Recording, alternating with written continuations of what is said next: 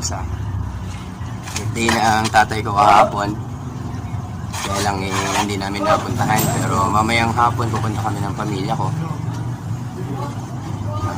Para dumalaw dito sa puntod ng tatay ko. Dito sa sementeryo sa Karuhatan, Valenzuela. Mga Kakosa. Birthday po ng tatay ko kahapon.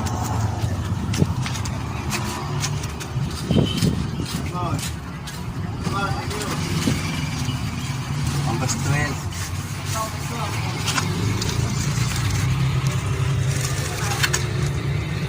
Birthday po ng tatay ko. August 12.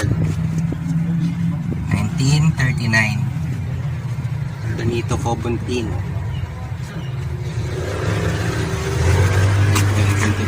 Tatay ko dito sa Karuhatan, Valenzuela Cemetery po. Sementeryo ng Karuhatan.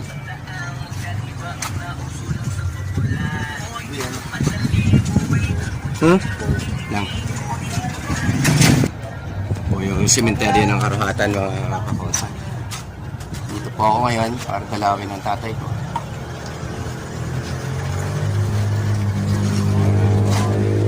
Birthday po niya kahapon, August 12, 1939 po ang tatay ko, mga Kakosa. Dito po siya nakalibing sa Karuhatan Cemetery sa Valenzuela. Ayan, tatay ko. 1939. Kaya kayo po na may magulang pa, mahalin niyo po yung mga magulang niyo habang nandyan pa po sila sa tabi niyo. Mahirap po na walang magulang.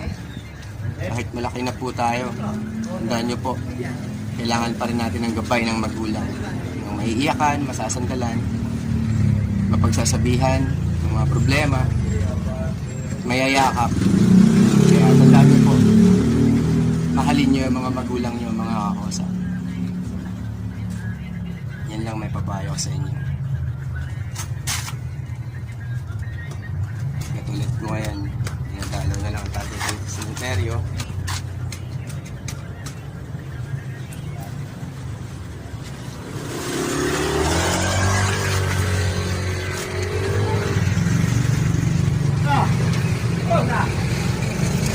August 12, 1939. Namatay po siya ng September 3, 2013.